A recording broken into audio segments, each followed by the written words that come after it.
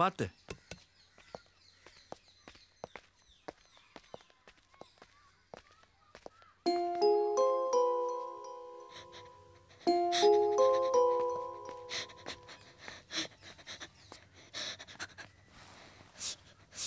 என்ன இக்பால், சாப்பிட்டியா? அழுதுகிட்டே இருக்கான், சாப்பிடவே மாட்டேங்கிறான். ஏன் அழுகுற? நான் இங்கேருந்து போறேன். எங்கப்பா போற? எங்க அம்மாவை கொண்டு உனக்கு கொல்ல போறேன். அப்போ உன்னை போலீஸ் அரெஸ்ட் பண்ணிரும்ல. அப்படி இல்லாம நீயே நல்லா படிச்சு போலீஸ் ஆனா நீயே அவனை அரெஸ்ட் பண்ணலாமே.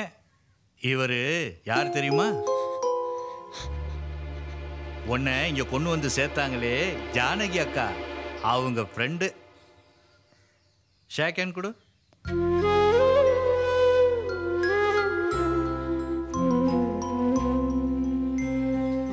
அப்பா, கோடி ரூபாய் கடன் அடிச்ச மாதிரி இருக்கு. இந்த வேலை முடிஞ்சது, வந்த வேலையை பார்ப்போம். ஏய், என்னடா முறைகிற? டேய், சௌத்ரி என்ன எழுதிருக்க பாத்தியாடா? டேய், அதை பார்த்ததால தான் நாங்கள் போகணுன்ற ஐடியாவே வந்துச்சு. சௌத்து மேலே உனக்கு பெஞ்சா சௌத்து கீழே முட்டி போடணும். ஏய் பே, அதெல்லாம் எனக்கு தெரியாது. சௌத்து கீழே முட்டி போடணும். செவத்துல ஒன்று கிடச்சா செவத்து கீழே முட்டி போடணும். வீட்டில் ஒன்று கிடச்சா வீட்டுக்கு மேலே முட்டி போடுவாங்களா? சரி, போய் படி. அதெல்லாம் எனக்கு தெரியாது. சௌத்து கீழே முட்டி போடணும். அதெல்லாம் எனக்கு தெரியாது, நான் போட மாட்டேன். என்னடா பண்ணுவேன்? டேய், என்னடா பண்ணுற?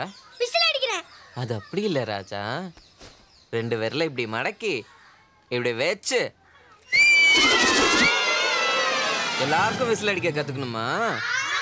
டேய், சௌத்து மேலே உனக்கு பெஞ்சு சௌத்து கீழே முட்டி போட மாட்டேங்கிறேன்டா.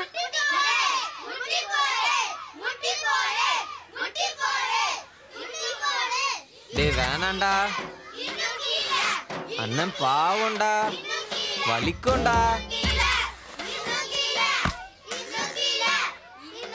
எனக்கு தெரிஞ்சு ஜானகி சரஸ்வதி தேடி தான் போயிருப்பா. 2 பேருமே அக்கா தங்கச்சி மாதிரி பாசமாக பழகுவாங்க. இங்கே தான் சுந்தரபாண்டிபுரம். இந்தாங்க அட்ரஸ்.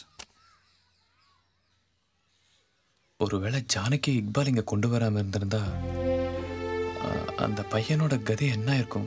ஜானகி தான் கண் முன்னாடி நடக்கிற எந்த தப்பையும் பொறுத்துக்க மாட்டான். அதை சரி பண்ணத்தான் பாப்பா. நீங்கள் செய்கிற வேலை சாதாரணமாக தெரியும், ஆனால் ரொம்ப உயர்ந்தது. வச்சுக்கோங்க, உங்களுக்கு உதவியாக இருக்கும். ரொம்ப சந்தோஷம்ப்பா. நீ நல்லா இருப்ப. எப்பா, பசங்களை அதுங்க முட்டியை பேத்துட்டானுங்க. வண்டி அடிச்சிருந்தா எந்நேரம் ஊர் போய் சேர்ந்துருக்கலாம். லக்ஷ்மி ஸ்டார்ட். லக்ஷ்மி ஸ்டார்ட் ஆகிடு. வந்துட்டாயா வேலு? செம்ம அழகண்டா நீ. நான் ரீசெண்டாக இருக்க.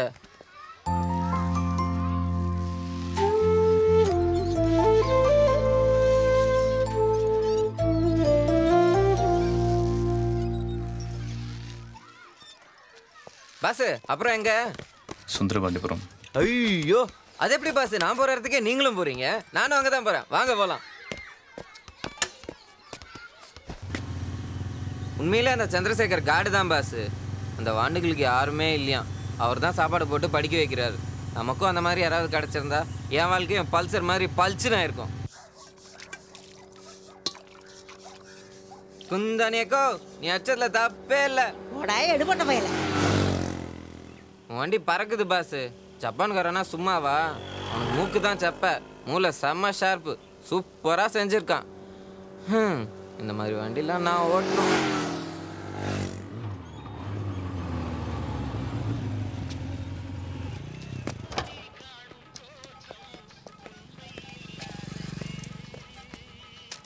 இவ்வளோதான் இருக்கா? வாங்க போயிருக்காங்க. வாங்கி வைக்கிறது இல்லை. Hello hello hello. அபி, எங்கே இருக்க? சந்திரசேகர் சாரை பார்த்துட்டேன். ஜானகி இங்கே இல்லை. அப்படியா? நேற்று கூட தீபா விசாரிச்சேன், அவள் எங்கேயும் வரல. இப்போ நீ எங்கே போயிட்டு இருக்க?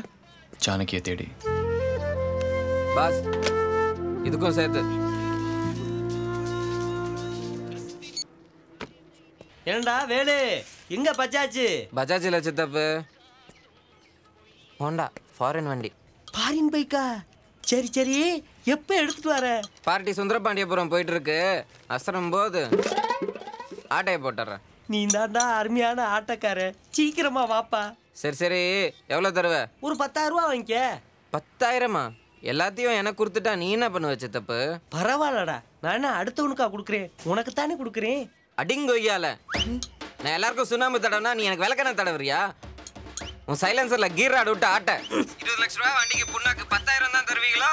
மவனை நேர்ல வந்து நச்சுன்னு டிச்சில மெச்ச பாடுற சதறிடும். கொய்யால, எத்தனை வண்டிக்கு எனக்கு சுண்ணாம்பு தடவி இருப்ப? என் பேக்கு நான் உன் சுத்தப்படா. அதான்டா வைக்கிற ஆப்பு. நீ பெரிய யோக்கிய மாதிரி பேசுற.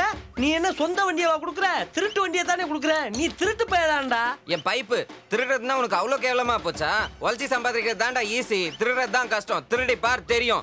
மூசேதி மவனை. என்னடா புதுசு புதுசா திட்டுற? வேணும்னா 10,000 ரூபாய் எக்ஸ்ட்ரா போட்டு வாங்கிக்கலாம். உன் பொண்டாட்டிய பிச்சைக்காரன் இழுத்துட்டு ஓட உன் குடும்பமே குஷ்ட வந்து சாவ.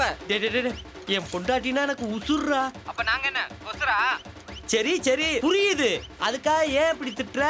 டே ஃப்ராடு பையலே, உன்னை திட்டின திட்டில என்கிட்ட இருக்கிற கெட்ட வார்த்தை எல்லாம் தீர்ந்துருச்சு. எனக்கு ஞாபகம் வரும்போது மிஸ்டு கால் தருவேன். மரியாதையா ஃபோன் பண்ணி வாங்கி கட்டிக்கிற.